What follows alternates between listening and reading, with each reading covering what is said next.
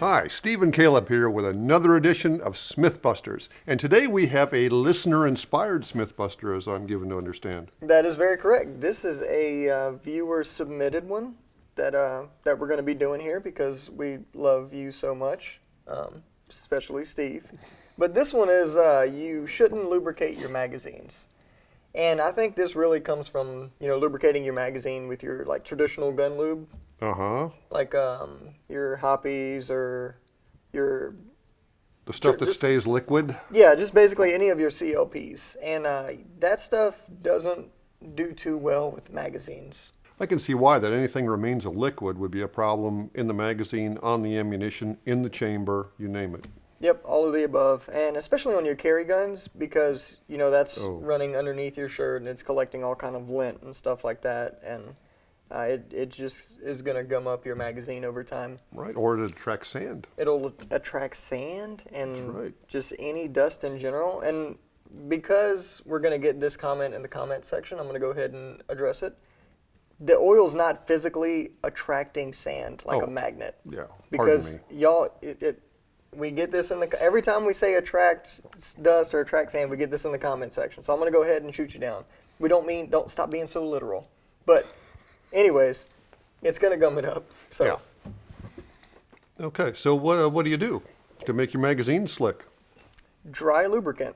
So they're dry film lubricants like this Otis here. That's the way to go. Okay, is that like a graphite-based something or a wax-based? They're typically a graphite-based in most cases, but it depends on what manufacturer you go with. But they're all great, and you don't just spray them down into the magazine. What I typically do is I'll disassemble the magazine, regardless if it's your Magpul magazines. Mm-hmm. This one being a G36 in particular. Yeah. I decided to get creative on set today. Nice. Or your 1911, or just your standard AR mag. Basically any magazines. I just pull the spring and follower out and just spray that, flip it over, spray it again, and the dry lubes dry almost instantly, and then just throw it back together. You don't need to get crazy with it, and that's plenty. So. All right, and I know what a lot of you are thinking, that these polymer mags like P-mags are self-lubricating, and I am in that camp. I never lubricate my polymer mags. Yeah, I don't either. I basically just put the lubricant on them to preserve the springs. Because whenever I clean it, I usually use some form of degreaser. And yes, you do need to clean your magazines. The magazine is actually, fun fact, the most neglected piece of military equipment. So. Oh, that is a fun fact. Clean your magazines. Huh. Wow. When it comes to 1911 mags or any kind of all-metal mag like that, I usually like to put something in there to make them a little slicker. So if there's any kind of a hiccup or a bind, it does not bind. Exactly. Yep, and that's all you're trying to do is prevent that magazine-related malfunction. So where do we end up on this?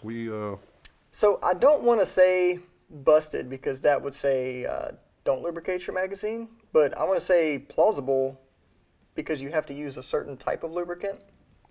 So Understood. I don't want to say it's not. It's going to be plausible on this one. Yeah. Okay. So if you're using metal magazines, use a dry lube, basically. If you differ in your opinion, please let us know in the comments. We'd like to hear from you. And if you haven't, hit that subscribe and that like button. We'll see you next time with another edition of Smyth Busters.